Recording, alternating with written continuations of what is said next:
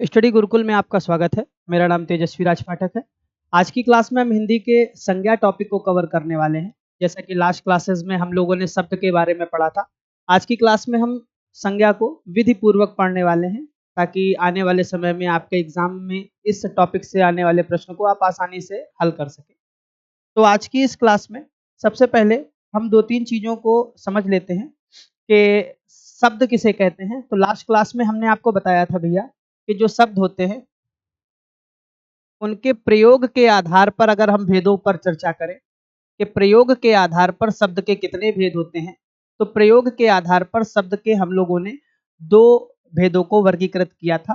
पहला था विकारी, विकारी शब्द, और दूसरा था अविकारी शब्द। पहला था विकारी शब्द और दूसरा क्या था? अविकारी शब्द। और फिर हम लोगों ने विकारी शब्द को भी क्लासिफाई करा था, जिसमें से सबसे पहला आया था संज्ञा, दूसरा आया था बेटा सर्वनाम, तीसरा शब्द का प्रारूप आया था क्रिया, और चौथा शब्द का प्रारूप आया था विशेषण। विशेषण। तो विकारी शब्दों में अगर हम वर्गीकरण पर चर्चा करें तो विकारी शब्द के हम लोगों ने 4 प्रकार के भेदों को लास्ट क्लास में पढ़ा था। आज की क्लास में हम इसी विकारी शब्द का जो सबसे पहला भेद है, जिसे हम लोग संज्ञा के रूप में जानते हैं, आज की क्लास में हम इसे कंप्लीट करने वाले हैं कि संज्ञा किसे कहते हैं। तो सबसे पहले दो तीन चीज़ों को समझ लेना बहुत आसान होगा कि संज्ञा किस प्रकार का शब्द है। तो जैसा कि आप लोग जानते हैं, संज्ञा एक प्रकार का विकारी शब्द है। कैसा शब्द है? विकारी। तो ये भी प्रश्न पूछा जा सकता है आपके एग्जाम में कि निम्नलिखित में से कौन सा विकारी शब्द है, कौन सा अविकारी है। तो जो संज्ञा की बात करें तो संज्ञा विकारी शब्द होता है। अब हम संज्ञा के अर्थ पर चर्चा कर लेते हैं कि संज्ञा का अर्थ क्या होता है। तो संज्ञा का अर्थ होता है नाम। किसी का भी नाम हो सकता है, किसी भी वस्तु का नाम होता है, किसी भी व्यक्ति का नाम हो सकता है, किसी भी स्थान का नाम हो सकता है। तो वो सारी किसके अंतर्गत पढ़ने वाले हैं? हम लोग संज्ञा के अंतर्गत पढ़ने वाले हैं। छोटी क्लासों में हम लोगों ने संज्ञा की परिभाषा को बहुत बार पढ़ा होगा, बहुत बार याद करा होगा कि संज्ञा किसे कहते हैं। आज हम इसे पूरा विस्तार पूर्वक पढ़ेंगे। तो अगर हम बात करें भैया कि संज्ञा किस प्रकार का शब्द है, तो संज्ञा एक प्रकार का विकारी शब्द है, यानी संज्ञा एक प्रकार के विकार के रूप में उत्पन्न किया जा सकता है। दूसरा, संज्ञा के अर्थ पर चर्चा करें तो संज्ञा का अर्थ क्या होता है? नाम होता है। और छोटी क्लासों में हम लोगों ने परिभाषा भी पढ़ी होगी, किसी व्यक्ति, वस्तु, स्थान, जाति, गुण, धर्म के नाम को हम लोग क्या कहते हैं? संज्ञा कहते हैं। तो संज्ञा का अर्थ क्या हो गया? नाम हो गया। संज्ञा एक प्रकार का विकारी शब्द है और किसी व्यक्ति, वस्तु, स्थान, जाति के या भाव के या गुण के या स्थान के नाम को हम लोग क्या कहते हैं? संज्ञा कहते हैं। अब हम लोग संज्ञा के भेदों पर अगर चर्चा करें कि संज्ञा के कितने भेद होते हैं, तो सबसे पहला आएगा व्युत्पत्ति के आधार पर संज्ञा के भेद। दूसरा आएगा कामता प्रसाद गुरुजी के अनुसार संज्ञा के भेद, और तीसरा और अंतिम आएगा संज्ञा के कुल भेद। तो जैसा कि आपको लिखा दिख रहा है, व्युत्पत्ति के आधार पर संज्ञा के 3 भेद होते हैं। पहला होता है ऋण संज्ञा, दूसरा होता है यौगिक संज्ञा, और तीसरा कौन सा होता है? योग ऋण संज्ञा। और अगर हम लोग संज्ञा के भेद कामता प्रसाद गुरुजी, जो कि एक वैयाकरण हुए, जो बेटा व्याकरण का ज्ञाता होता है, जो व्याकरण का विद्वान होता है बेटा, उसे हम लोग वैयाकरण कहते हैं। तो अगर कामता प्रसाद गुरुजी के अनुसार संज्ञा के भेदों पर चर्चा करें तो ये 3 प्रकार के होते हैं। सबसे पहले व्यक्तिवाचक, दूसरा जातिवाचक, और तीसरा कौन सा आएगा? भाववाचक संज्ञा। अगर हम संज्ञा के कुल भेदों पर चर्चा करें तो संज्ञा के कुल 5 भेद होते हैं। सबसे पहला आएगा व्यक्तिवाचक संज्ञा, दूसरा आएगा जातिवाचक संज्ञा, तीसरा आएगा भाववाचक संज्ञा, चौथा आएगा द्रव्यवाचक संज्ञा। द्रव्यवाचक का बेटा दूसरा नाम पदार्थवाचक संज्ञा भी होता है, और अंतिम आएगा समूहवाचक संज्ञा। तो आप ये याद रखिएगा कि व्युत्पत्ति के आधार पर संज्ञा के 3 भेद होते हैं। कौन कौन से? ऋण संज्ञा, यौगिक संज्ञा और योग ऋण संज्ञा। और कामता प्रसाद गुरुजी ने भी संज्ञा के कितने भेद बताए हैं? 3 प्रकार के भेदों पर चर्चा करी है। और अगर संज्ञा के कुल भेदों पर बात करें तो संज्ञा के कुल भेद कितने हैं? 5 होते हैं। ये अगर हम बात करें तो ये वर्तमान समय का आधुनिक मत है।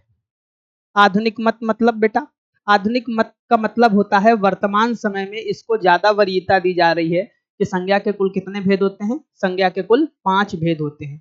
तो सबसे पहले हम लोग आज पढ़ने वाले हैं व्युत्पत्ति के आधार पर संज्ञा के भेदों पर चर्चा करेंगे कि व्युत्पत्ति के आधार पर संज्ञा के कितने भेद होते हैं। तो सबसे पहला हम लोग चर्चा करेंगे व्युत्पत्ति के आधार पर,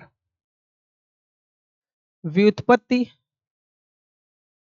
के आधार पर संज्ञा के भेद, व्युत्पत्ति के आधार पर संज्ञा के भेद।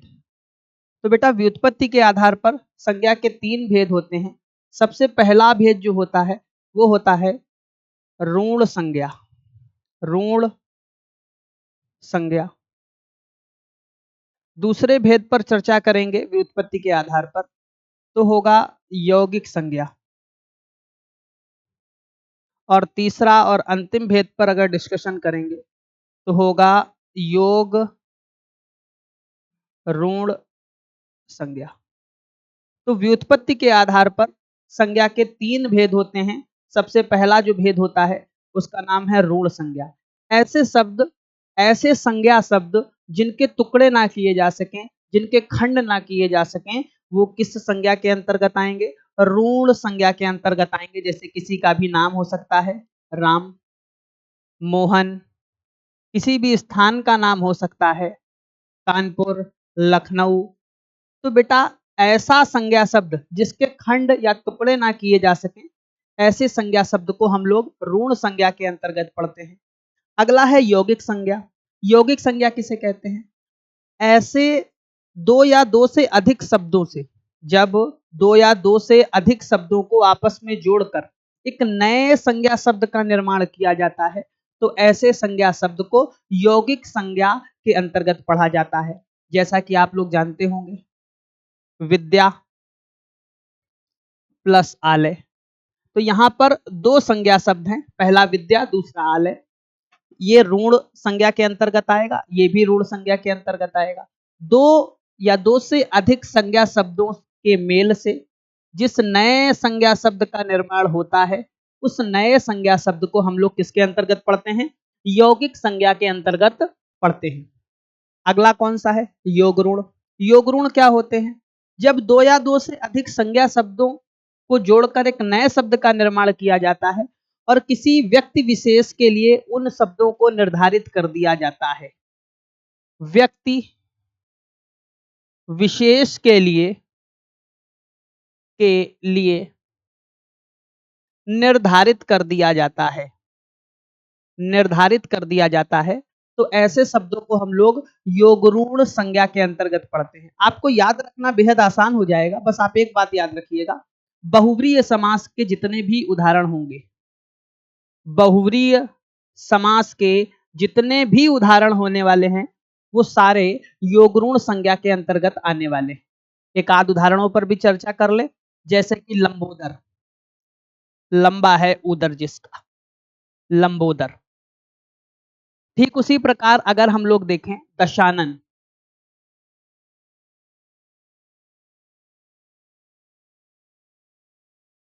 जैसा कि आप जानते हैं 10 हैं जिसके सर, उसे हम लोग क्या कहेंगे? दशानन। तो ध्यान से देखेंगे 10 और आनन 2 शब्दों से मिलकर बना होता है दशानन। तो अगर दशानन पर चर्चा करेंगे तो इसमें 2 या 2 से अधिक शब्दों से मिलकर बना है और किसी व्यक्ति विशेष के लिए इसका निर्धारण कर दिया गया है। तो ऐसे संज्ञा शब्द को हम लोग बच्चे किसके अंतर्गत पढ़ने वाले हैं? योग ऋण संज्ञा शब्द के अंतर्गत पढ़ने वाले हैं। तो जैसा कि हम लोगों ने सबसे पहले देखा कि व्युत्पत्ति के आधार पर संज्ञा के कितने भेद होते हैं, तो व्युत्पत्ति के आधार पर संज्ञा के 3 भेद होते हैं। कितने भेद होते हैं बेटा? 3 भेद होते हैं। सबसे पहले भेद पर हम लोगों ने चर्चा करी, जिस भेद को हम लोगों ने ऋण संज्ञा के रूप में पढ़ा। दूसरा यौगिक था और तीसरा कौन था? योग ऋण। तो ये व्युत्पत्ति के आधार पर संज्ञा के तीनों भेदों पर हम लोगों ने गंभीरता से चर्चा कर ली है। विस्तृत वर्णन भी आपको बता दिया है कि जिसके खंड या टुकड़े ना किए जा सके, ऋण संज्ञा। जो 2 या 2 से अधिक शब्दों से मिलकर बनी हो, यौगिक संज्ञा। जो 2 या 2 से अधिक शब्दों से मिलकर बनी हो किंतु किसी व्यक्ति विशेष के लिए इसका निर्धारण कर दिया गया हो, फिक्स कर दिया गया हो, ऐसी संज्ञा को हम लोग योग ऋण संज्ञा के अंतर्गत पढ़ते हैं।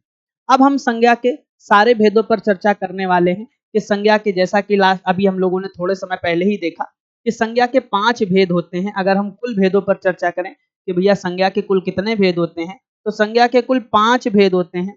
आज हम उन्हीं 5 भेदों पर चर्चा करने वाले हैं। इन 5 भेदों की श्रेणी में जो सबसे पहला आएगा, जिसे हम लोग क्या कहेंगे बेटा? व्यक्तिवाचक संज्ञा। आप विधिवत तरीके से इसके नोट्स बनाएंगे, साथ ही साथ इसे मल्टीपल टाइम्स रिवाइज करेंगे और प्रीवियस ईयर क्वेश्चंस को लगाएंगे, तब ये आपको बहुत अच्छे से कंठस्थ हो जाएगा। आपको संज्ञा में कोई समस्या नहीं आएगी। अगर आपके नोट्स नहीं बने हैं, आप समय समय पर चीज़ों को रिवाइज नहीं कर रहे हैं, तो विश्वास रखें आपके लिए कोई भी एग्जाम क्रैक करना एक महज सपना सा रह जाएगा। तो आपको सबसे पहला काम क्या करना होगा? सबसे पहला काम ये करना होगा कि आपको एक बार पढ़ना है, पढ़ने के बाद आपको स्क्रीनशॉट लेकर रख लेना है। इसके बाद आपको अपने प्रॉपर नोट्स बनाने हैं और मल्टीपल टाइम्स रिवाइज करना है, और रिवाइज करने के बाद प्रीवियस ईयर के क्वेश्चंस को करना है। देखिएगा आपके लिए ये सारे टॉपिक बहुत आसान हो जाएंगे।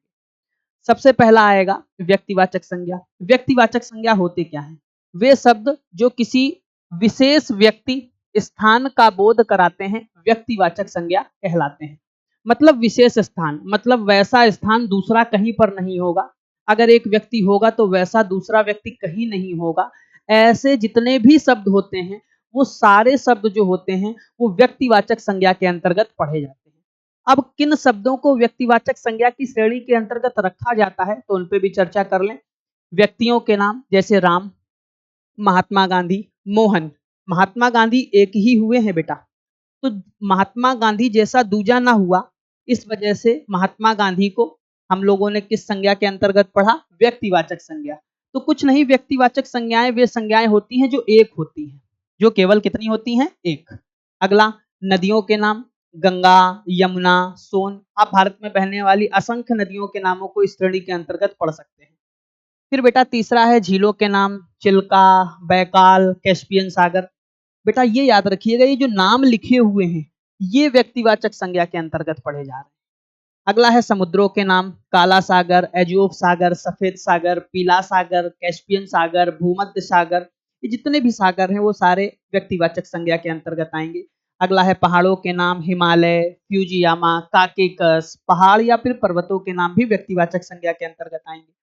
फिर अगला आएगा बच्चे गांवों कौमा शहरों कौमा देशों के नाम, भारत, कानपुर, इटावा, दिल्ली, बंबई। ये सारे भी किसके अंतर्गत आएंगे? व्यक्तिवाचक संज्ञा।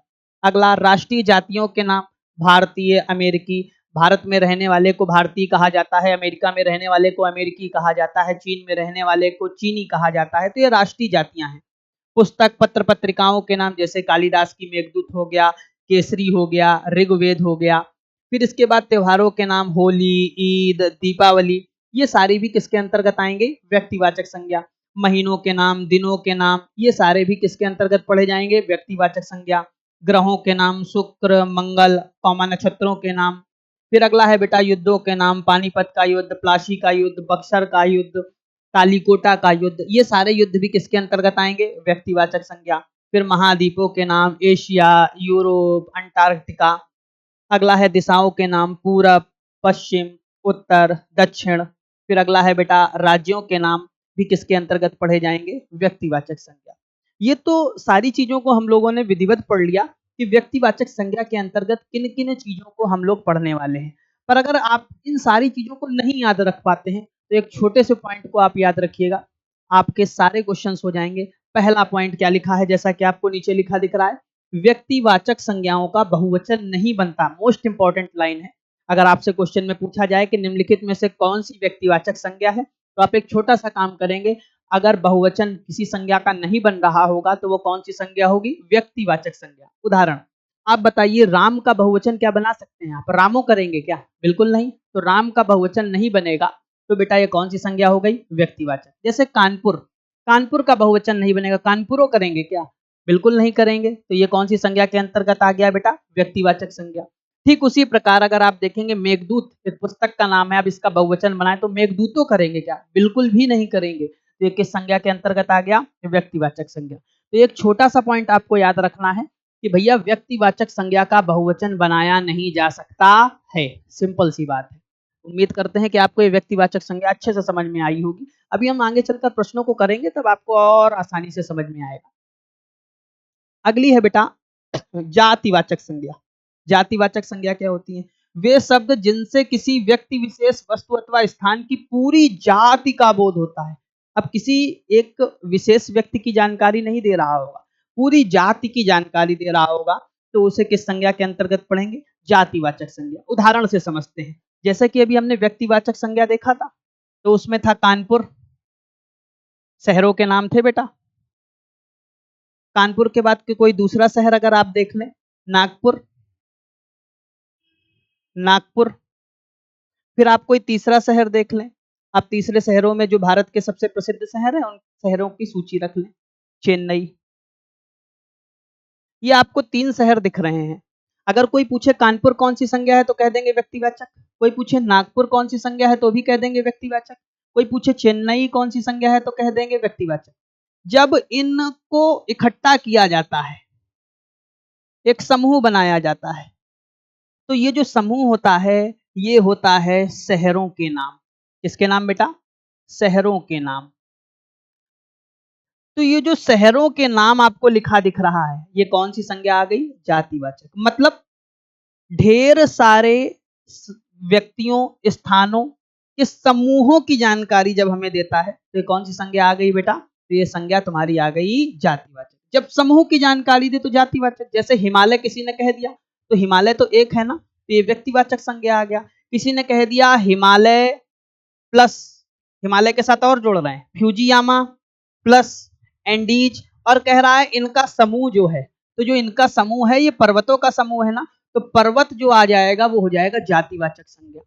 तो जब किसी स्थान, व्यक्ति विशेष का नाम होगा जो एक होगा वो व्यक्तिवाचक संज्ञा, और जब उनके पूरे समूह को इकट्ठा कर दिया जाएगा तो वो जातिवाचक संज्ञा के अंतर्गत पढ़ा जाएगा। उदाहरण के तौर पर देख लेते हैं, पशु पक्षियों के नाम किसके अंतर्गत आते हैं? जातिवाचक संज्ञा, क्योंकि वो पूरी जाति का बोध कराते हैं। अब जैसे चिड़िया हैं, जैसे कौवा है, कौवा है तो पूरे विश्व में असंख्य कौवे हैं, अगर उसी कौवे का नाम रख दिया जाए, उसी कौवे का कोई स्पेसिफिक नाम रख दिया जाए तो वो व्यक्तिवाचक संज्ञा के अंतर्गत आएगा। नहीं तो पूरे विश्व के सारे कौवों की जाति के विषय में जानकारी दी जा रही है तो पशु पक्षियों के नाम जातिवाचक संज्ञा के अंतर्गत आएंगे। दूसरा याद रखिएगा, कीट पतंगों के नाम भी जातिवाचक संज्ञा के अंतर्गत आएंगे। फल कौमा फूल कौमा सब्जियों के नाम भी किसके अंतर्गत आएंगे बेटा? जातिवाचक संज्ञा के अंतर्गत आएंगे। संबंधों के नाम, जैसे गुरु का संबंध होता है, शिष्य का होता है, चाचा का होता है, मामा का होता है, माताजी होती हैं, पिताजी होते हैं, जितने भी संबंध हैं वो सारे जातिवाचक संज्ञा के अंतर्गत। अगला है व्यवसायियों के नाम, कुम्हार, धोबी, दर्जी, ये जितने भी हैं जो व्यवसाय करते हैं वो भी जातिवाचक संज्ञा के अंतर्गत आएंगे। अगला मोस्ट इंपॉर्टेंट, पदों के नाम, सांसद, विधायक, प्रधानमंत्री, मुख्यमंत्री, जिला अधिकारी, डिस्ट्रिक्ट मजिस्ट्रेट, डीएम। फिर है मोस्ट इंपॉर्टेंट बेटा, कई बार इससे प्रश्न आया है, प्रकृति से संबंधित नाम।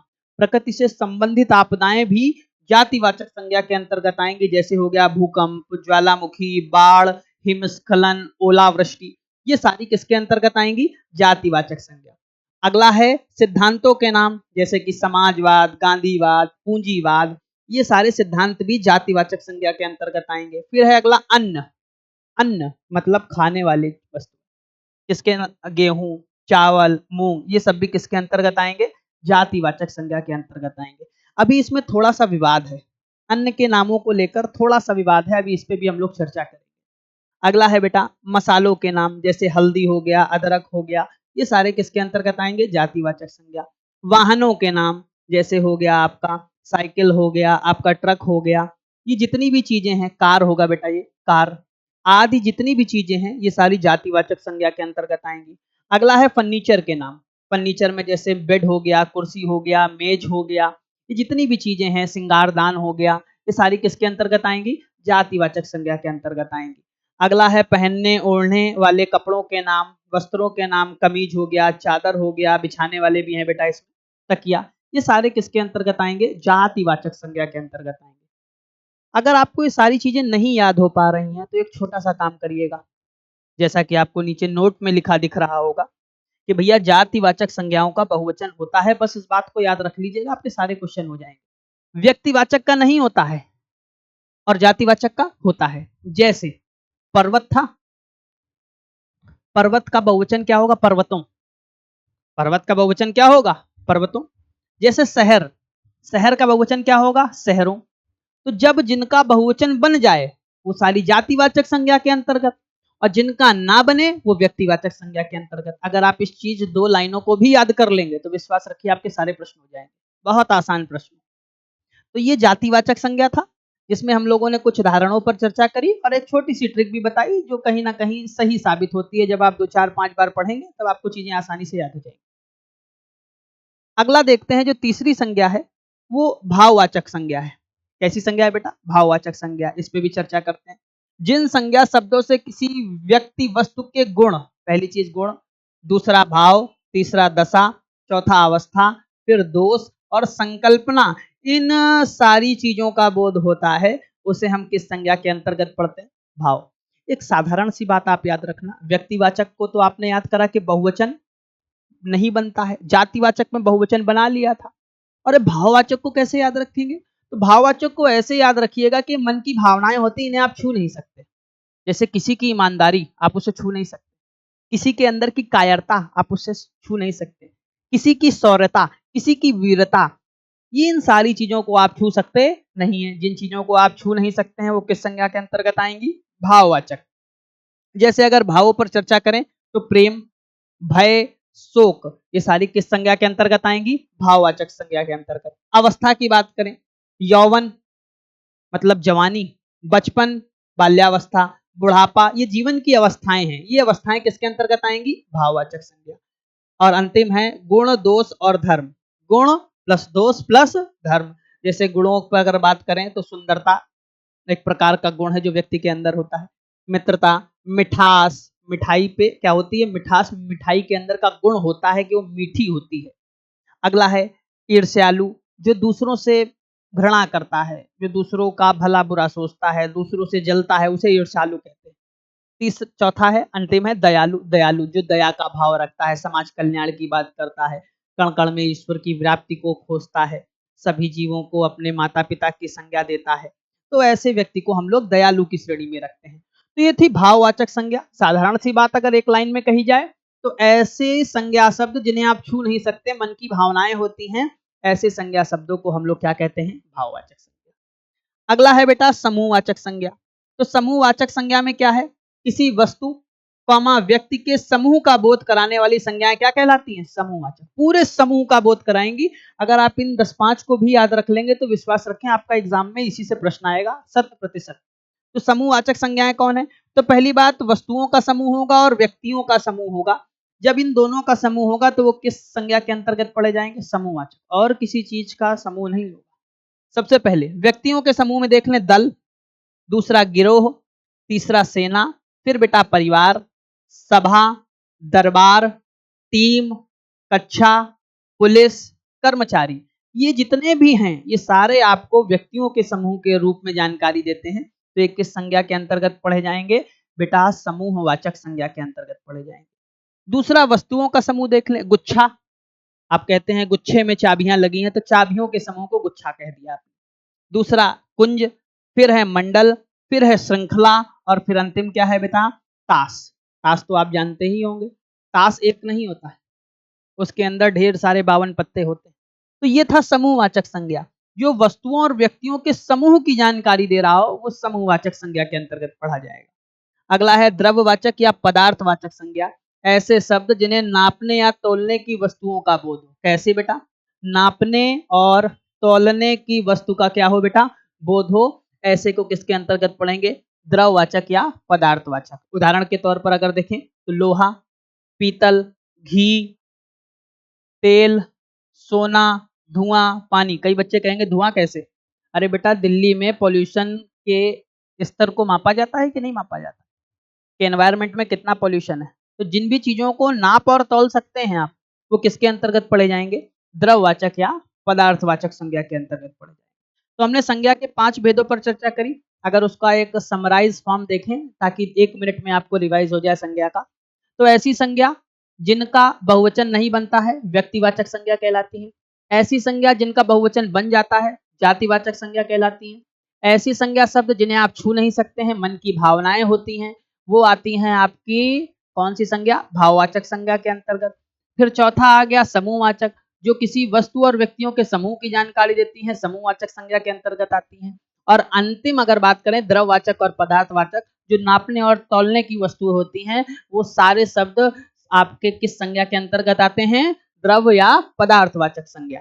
ये थे संज्ञा के 5 भेद। अभी कुछ और छोटी सी चर्चा कर लेते हैं।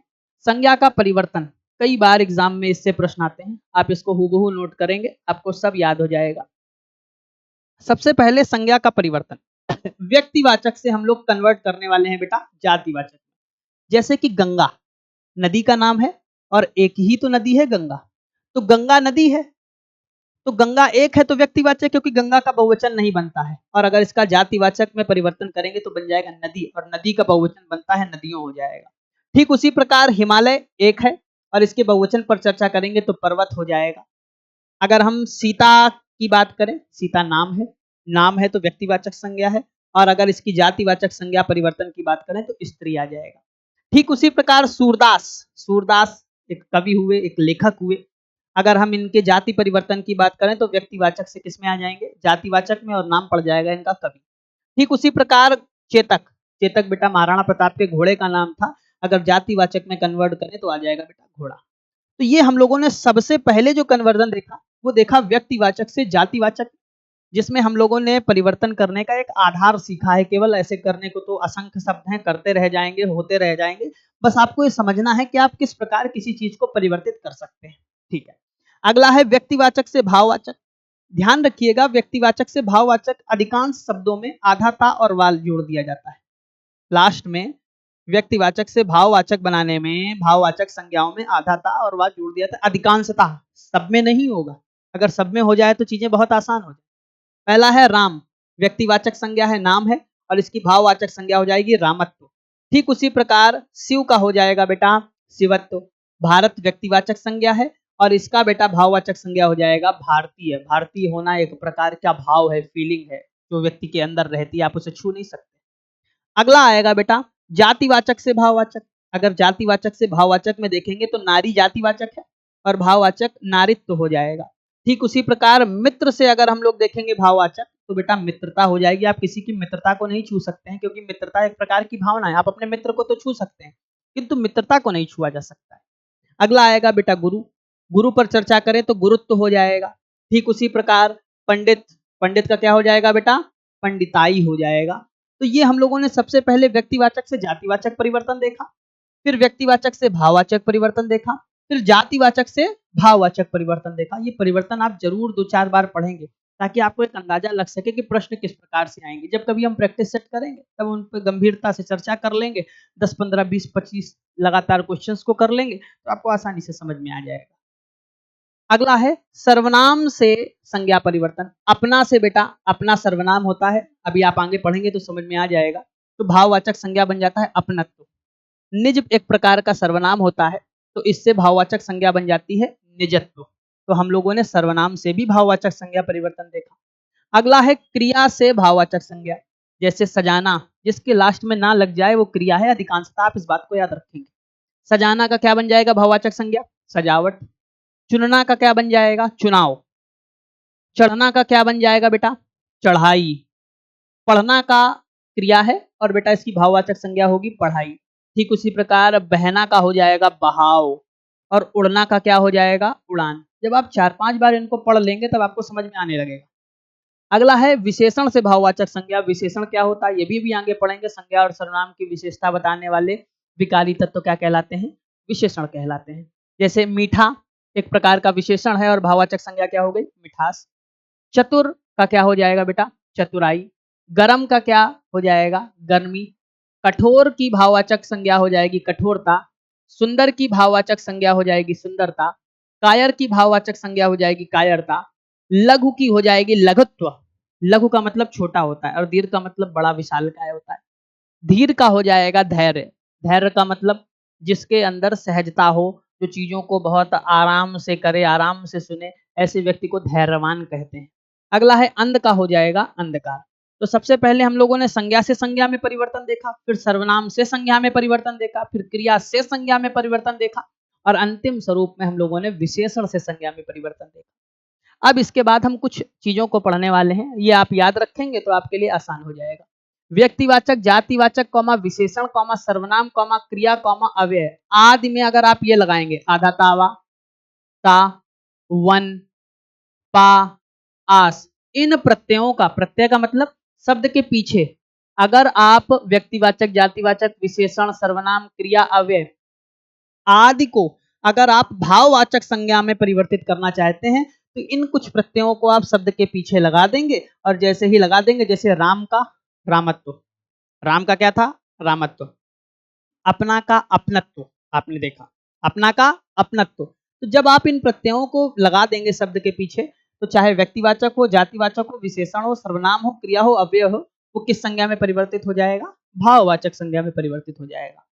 ये मोस्ट इंपॉर्टेंट है। अभी तक तो एग्जाम में शायद ही एक आध एग्जाम में आया हो, लेकिन आने वाले समय में इसकी संभावनाएं और बढ़ती जाती हैं कि संज्ञा के विकारक तत्व कितने हैं, तो मतलब किन तत्वों से संज्ञा में परिवर्तन लाया जा सकता है। तो इस बात को याद रखिएगा, संज्ञा के विकारक तत्व कितने हैं बेटा, 3 हैं। पहला आएगा लिंग, दूसरा कौन सा आएगा, वचन, और तीसरा कौन सा आएगा, कारक।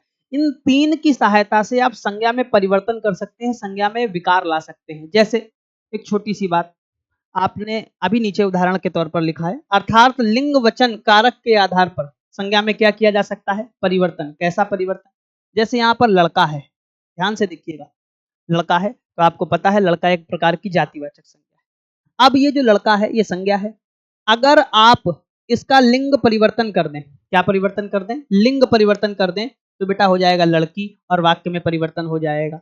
तो क्या बन जाएगा, पहले लड़का खाता था और यहाँ पर क्या होगी, लड़की खाती है। मतलब संज्ञा में अगर परिवर्तन करना है तो उसके कितने आधार हैं, 3। पहले लिंग से कर लो, फिर वचन से कर लो, और फिर कारक से। वचन से देखते हैं, लड़का खाता है, तो लड़का एक वचन है, अब बहुवचन हो जाएगा लड़के खाते हैं। तो देखिए विकार आ रहा है वाक्य में, वाक्य में परिवर्तन हो रहा है कि नहीं।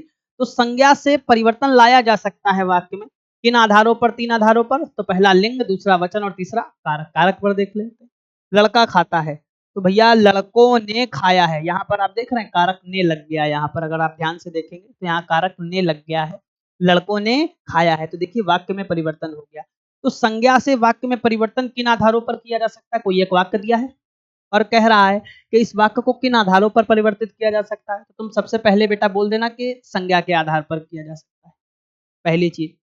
दूसरा पूछेगा कि भैया ये संज्ञा के किन आधारों पर किया जा सकता है, तो तुम कह देना संज्ञा के बेटा 3 आधार हैं, पहला लिंग, दूसरा वचन, और तीसरा कारक। तो अब इनको भी हम लोग आने वाली क्लासों में पढ़ने वाले हैं। तो ये था कुछ संज्ञा का एक छोटी सी क्लास में विवरण। अब हम कुछ क्वेश्चंस को करेंगे ताकि आपको थोड़ा सा आइडिया लग सके। आप 2-4 किताबों या प्रैक्टिस सेट के माध्यम से भी संज्ञा को पूरा कंप्लीट कर सकते हैं। पहले आप पढ़ेंगे, नोट्स बनाएंगे, मल्टीपल टाइम्स रिवाइज करेंगे, और रिवाइज करने के बाद आप आसानी से कर सकते हैं। तो सबसे पहले हम लोगों ने संज्ञा का विस्तृतपूर्ण अध्ययन करा है। अब हम लोग आगे देखने वाले हैं संज्ञा के विषय में, संज्ञा से संबंधित कुछ प्रश्नों के माध्यम से। चलिए, सबसे पहला क्या क्वेश्चन है, संज्ञा का भेद नहीं होता है। ये 4 भेद दिए हुए हैं, कोई एक संज्ञा का भेद नहीं है। तो जैसा आपको पता है व्यक्तिवाचक होता है, जातिवाचक होता है, पदार्थवाचक होता है, भाववाचक होता है, किंतु निजवाचक नहीं होता है। अब ये निजवाचक होता क्या है, तो अभी जब आप पढ़ेंगे सर्वनाम, तो सर्वनाम के 6 भेदों में से एक भेद आएगा आपका कौन सा, निजवाचक सर्वनाम। तो बेटा कौन सा नहीं होगा, तो भैया संज्ञा के इन भेदों में से निजवाचक संज्ञा का भेद नहीं होगा। अगला, हिंदी में शब्दों का लिंग निर्धारण किसके आधार पर होता है, जैसा कि अभी आपने देखा संज्ञा के विकारक तत्व देखे थे, लिंग निर्धारण संज्ञा के आधार पर हो रहा था ना, तो इसमें किसका उत्तर हो जाएगा, संज्ञा। अगला है, निम्नलिखित वाक्य में संज्ञा के एक रूप में क्या प्रयोग किया गया है। ये एक वाक्य है और कह रहा है इसमें बताइए संज्ञा कौन सी है। क्या कह रहा है, वह इनमें से एक को जानता है। तो सबसे पहली बात, वह सर्वनाम हो गया, दूसरा जानना क्रिया हो गई, को से कारक हो गए। अब इसमें 2-3 चीजें और छूट रही हैं, तो इसका एक उदाहरण दूसरा लिखते हैं। जैसे अगर इस प्रश्न को थोड़ा सा मरोड़ कर लिखा जाए, वह इनमें से राम को जानता है, राम को जानता है। अगर ये प्रश्न आ जाता तो आपके लिए बहुत आसान हो जाता, क्योंकि आप कह देते भैया इसमें राम संज्ञा है और राम व्यक्तिवाचक संज्ञा है। पर उसने प्रश्न को थोड़ा सा घुमाया और घुमाने में क्या लिख दिया, राम की जगह क्या लिख दिया, एक। तो बेटा अगर आप ध्यान से देखें, वह इनमें से एक को जानता है, ढेर सारे बच्चे बैठे हुए हैं, ढेर सारे बच्चे बैठे हुए हैं, और आप उनमें से किसी एक को जानते हो, तो क्या वो जो एक है वो क्या व्यक्तिवाचक संज्ञा के अंतर्गत नहीं आएगा। तो इस वाक्य में अगर देखें तो संज्ञा के रूप में किसका प्रयोग किया गया है, एक का प्रयोग किया गया है। यहाँ पर जो एक है वो संज्ञा है, क्या है बेटा, संज्ञा। अगला, टहलना स्वास्थ्य के लिए अच्छा है। में वाक्य में टहलना क्या है? तो टहलना संज्ञा है। टहलना क्या है बेटा? संज्ञा। अभी हम लोग आगे और विस्तृत पढ़ेंगे और क्वेश्चंस को करेंगे, तब आपको और अच्छे से समझ में आने वाला है। तो इसमें वाक्य में टहलना क्या हो गई बेटा? संज्ञा। अगला देखिए, व्युत्पत्ति के आधार पर संज्ञा, जैसा कि हमने शुरुआत में ही बताया था, व्युत्पत्ति के आधार पर संज्ञा के कितने भेद थे? 3। सबसे पहला था बेटा ऋण संज्ञा, दूसरा हमने आपको बताया था यौगिक संज्ञा, और तीसरा हमने आपको बताया होगा बेटा योग ऋण संज्ञा। योग ऋण संज्ञा। तो संज्ञा के कितने भेद हो गए? 3। अगला, संज्ञा के कुल कितने भेद हैं? अगर कुल पर चर्चा करें तो 5 भेद होते हैं। व्यक्तिवाचक, जातिवाचक, भाववाचक, पदार्थवाचक, समूहवाचक। पदार्थवाचक को द्रववाचक भी कहते हैं।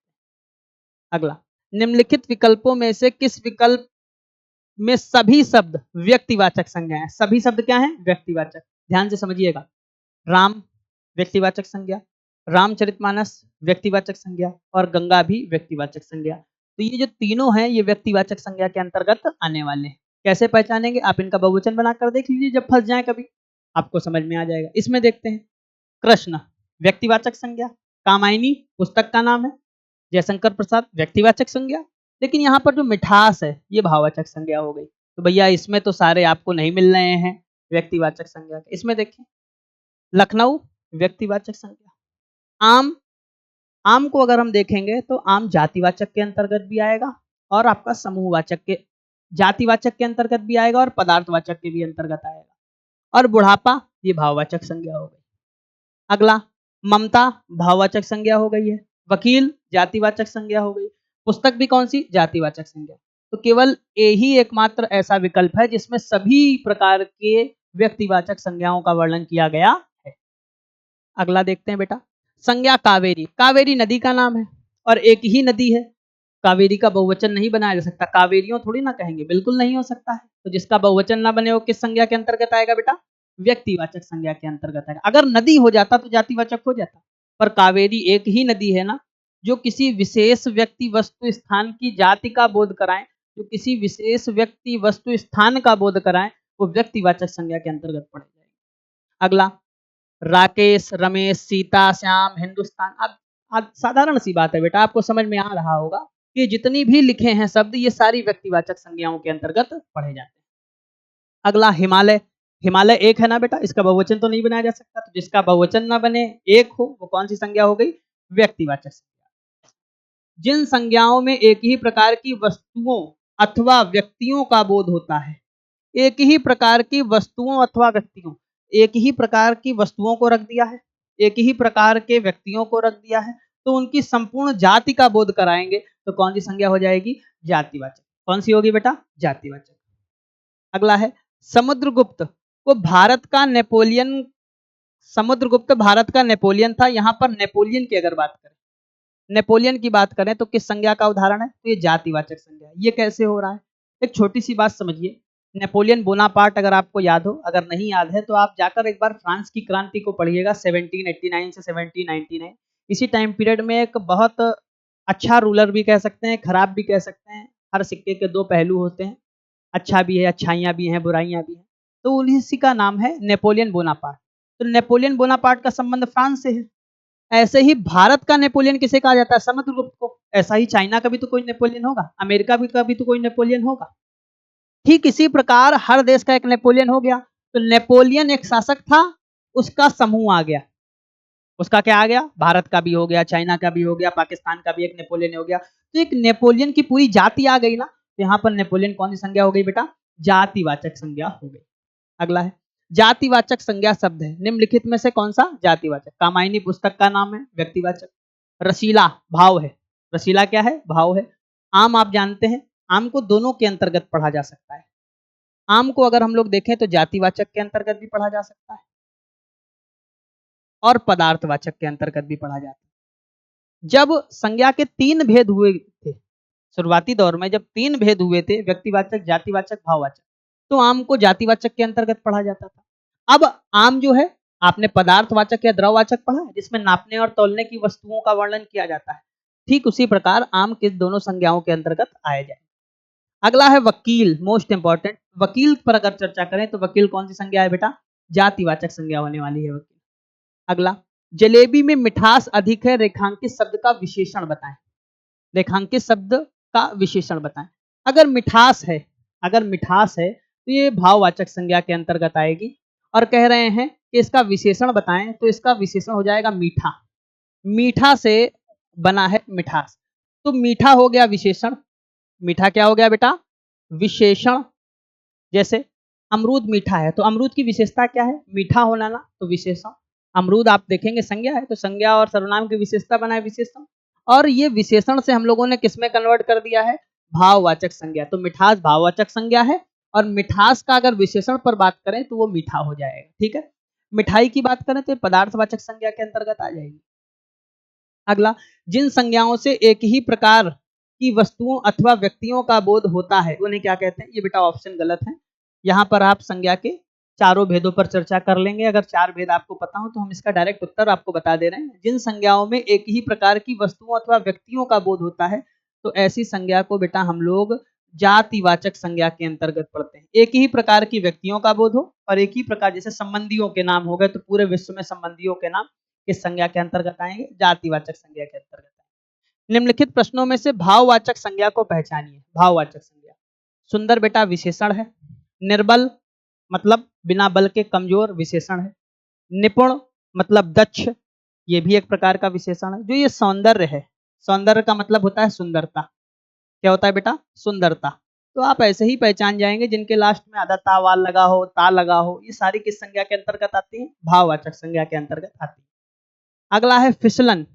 फिसलन, आप समझ पा रहे हैं? फिसलन को बेटा आप छू नहीं सकते हो, उसे महसूस किया जा सकता है। आप लात रखोगे और गिर जाओगे, कहोगे फिसलन थी। अगर आप छू कर देख कर महसूस कर लेते तो फिर क्या था? तो भैया जो फिसलन है वो किस प्रकार की संज्ञा है? भाववाचक संज्ञा के अंतर्गत आए। अगला, मीठा की भाववाचक संज्ञा होगी। तो मीठा की भाववाचक संज्ञा अभी हमने आपको बताया था, क्या था बेटा? मिठास। क्या थी? मिठास।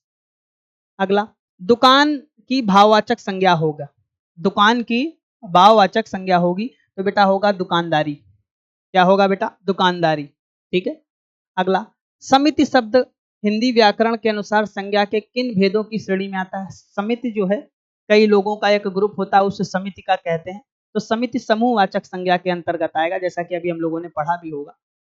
अगला है कक्षा शब्द हिंदी व्याकरण के अनुसार संज्ञा के भेदों में से किस श्रेणी में आता है? तो कक्षा अगर बात करें तो ये समूहवाचक संज्ञा के अंतर्गत आएगा। कक्षा हो गया, भीड़ हो गया, दल हो गया, कर्मचारी हो गया, सेना हो गया, पुलिस हो गया, गुच्छा हो गया, कुंज हो गया, पुंज हो गया, श्रृंखला हो गया, ये सारी किसके अंतर्गत आने वाली है? भाववाचक संज्ञा के अंतर्गत। निम्नलिखित में से कौन सा शब्द द्रववाचक संज्ञा के अंतर्गत आएगा, जिसे नापा और तौला जा सके? तो बेटा अगर हम ध्यान से देखें तो ये दूध आपको दिख रहा होगा, ये किस संज्ञा के अंतर्गत आएगा? द्रववाचक संज्ञा के अंतर्गत आएगा। और अभी आपने मिठाई देखा, तो मिठाई को हमने जातिवाचक संज्ञा के अंतर्गत पदार्थों के नाम में पढ़ा था, तो ये मिठाई जातिवाचक संज्ञा। खटाई, खटाई आप नाप तौल भी सकते हैं। खटाई लेने जाते हैं ना, तो नाप तौल सकते हैं, ये भी जातिवाचक संज्ञा के अंतर्गत आएगा। तो दूध को आप नाप तौल सकते हैं। तो ये जो दूध है बेटा, ये किस संज्ञा के अंतर्गत आएगा? द्रव, या फिर बेटा कौन सी संज्ञा होगी? पदार्थवाचक संज्ञा। अगला, ठंड क्या है? ठंड को महसूस किया जा सकता है, तो ये भाव है। ठंड, ठंडक एक प्रकार का भाव है। अगला, दूध शब्द किस प्रकार की संज्ञा है? तो दूध शब्द जो है बेटा वो द्रववाचक संज्ञा, इसे नाप तौल सकते हैं। अगला, गांधी को राष्ट्रपिता कहा गया है, वाक्य में संज्ञा किस से किस रूप में परिवर्तित हो रही है? अगर गांधी देखेंगे तो गांधी एक प्रकार की जाति है। क्या है बेटा? जाति।